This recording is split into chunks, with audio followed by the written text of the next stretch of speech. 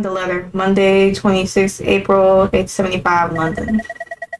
The damnedest thing about it all is the whole affair started off as it went. Well, one went after another, really. Newspaper, and then the letter, and then... Sir? Well, I suppose it's a bit odd to think of him as he went, really. Sir? There's no going back now. Sir? My God, Cornelius, you frightened me. I've been trying to catch your attention for some time now, sir. Shall I take that letter, or did you have something else in mind for later? Oh, for it. No, I'm all done. Please put it with the rest of the mail. Yes, sir. I'm going back, indeed.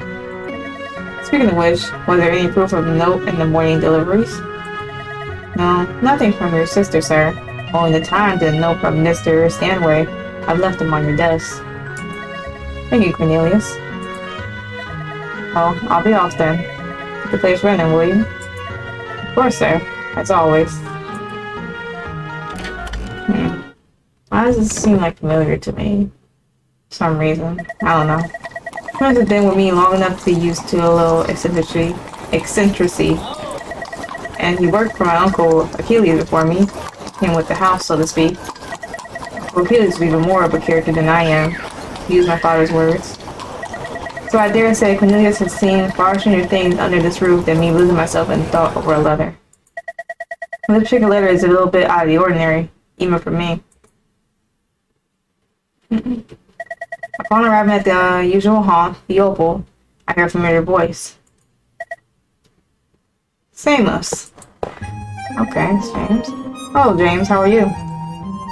Oh, well, enough. Feels like ages since I've seen you, though. James, it's been all of 3 days. Yes, but we used to live in one another's pockets at Shrewsbury. Can't blame me for missing you, can you? And that was years and years ago. I'm not supposed to anymore, you dolt. Oh, fine. If you're the one being reasonable, then I really must be acting a fool. Really, though, what's the latest? Went for lunch, have you? Yes, and you as well, I assume? It is that time, after all. Catch up while we eat. 72 hours worth of news to tell you, after all. And for you to tell me. Okay.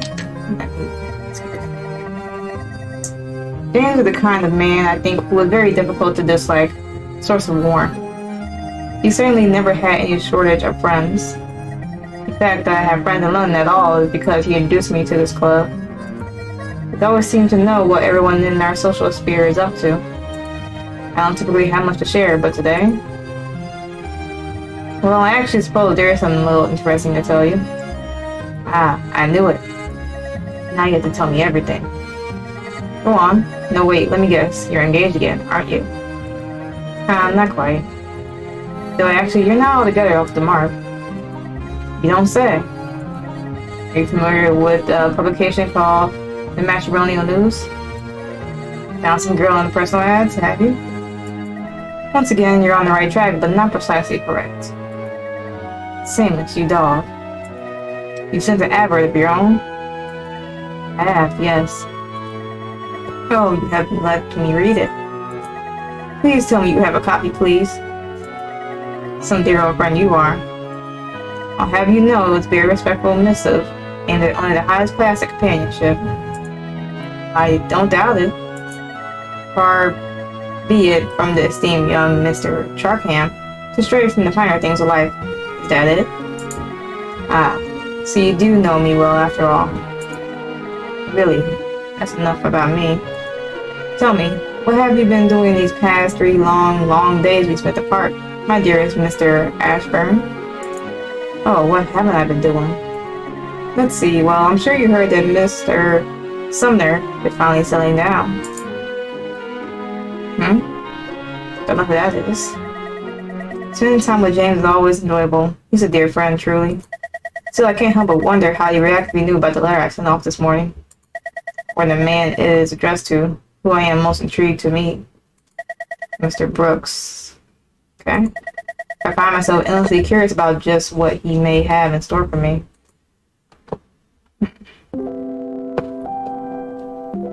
Later that day on the other side of London, Hugo, really, I suppose I've been making an awful fuss over nothing. What a preposterous thing to be upset about. I'm sure I gave some poor girl a good laugh, that's all.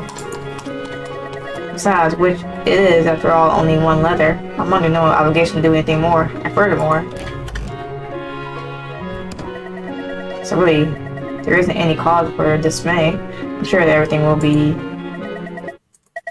letter on the table, right on top of the Evening Times. Must have just come in the post. Perhaps I could just ignore it. No, I'm being ridiculous. I'm being preposterous. I'm being... I had better just open the blasted thing. Mr. Brooks. Here it goes. I was glad to receive your response to my advertisement. You'll forgive me for saying so, I'm sure. I find your letter positively charming. Should very much like to get the chance to get to know you more, without the barrier post or service in the way. Perhaps we could meet for tea at a favorite establishment of mine this coming Saturday. It is on Bishopgate Street, and it serves a fine cup of tea or coffee, if it is your preference. Please do let me know if this plan suits, and I shall eagerly await your reply. Yours, hopefully? Yeah, Charkham. That's Charkham. Heavens, but I need to sit down. Well, she doesn't want to meet those. Wow, so he thinks it's a she. And... oh, well, okay. See how this works out. So I got time to decide. Yes, I got time to think about it logically and reasonably, and I suppose I don't know what's stopping me. Charkham seemed perfectly lovely. Why, she said she thought I was charming. Me, of all people. I don't remember the last time anyone had said something like that about me. I'm not sure anyone ever has, in fact. It wouldn't be so terrible just to go for lunch, would it? What on earth am I afraid of? Or her after dinner and put it on the Morning Post. Maybe the Afternoon Post? I'm not sure. I should look too eager. But I'll write to her all the same, and that will be that. Amelia is going to be shocked when I tell her. I might have to stop by in person just to see the look on her face. But perhaps dinner first. Wouldn't do right on an empty stomach after all. Doesn't tend to end well. I guess not. It's not that I'm avoiding the matter, I'm just taking time to consider it properly. Still, there's only so long I could delay. They must not live too far if it, like, you know, got there early. Alright, ready to get this letter written now, or I'm just never going to. Now, what to write? I was already writing... That's too desperate. Yes. Last one in the bottom. There, I'm going around reeling in my hand, maybe a bit coarse for this application. I do hope she can tell that it's meant to be missed, not a ball of string. Well, any road, that's not much I can do about it, but keep going. Next should be... we're getting too desperate. Yeah. We should naturally part for par. Most sincerely, Hugo E. Brooks.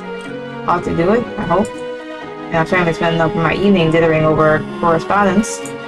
And worry about this again when it's closer to Saturday, I'm sure. Yeah. To be continued. Aw, because I wanted to see them actually meet, but this is a demo, so can't be mad about that. They were playing the April 2022 of Sense and Soul prototype. I hope you enjoyed this sneak peek of our progress thus far. We'd love to hear what you think. The Oasis Project feedback forum is the best way to do that. And I will do my best to link that, of course, in the description below. And you can share your thoughts with us on Patreon and Discord. Those as well. Thank you again for the support, and here's to many more prototypes to come. Okay, so that was of Sense and Soul.